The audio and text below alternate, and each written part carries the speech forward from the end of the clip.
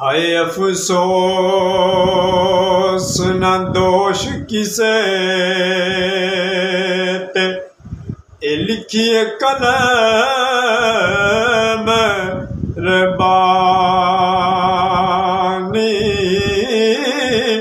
सजना बाज मुहम्मद बख्शा जहर होई जिंदगानी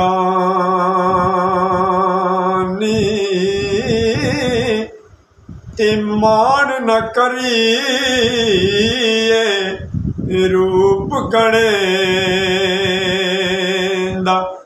इथे वारस कौन हुस्न दा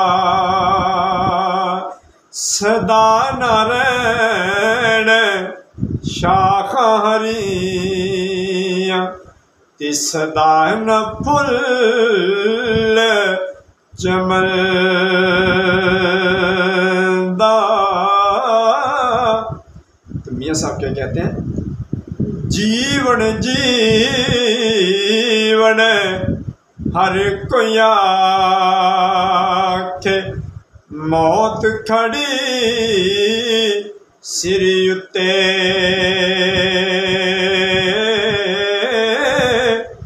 तेरे नालों सोने सोने विच खाक जा सुते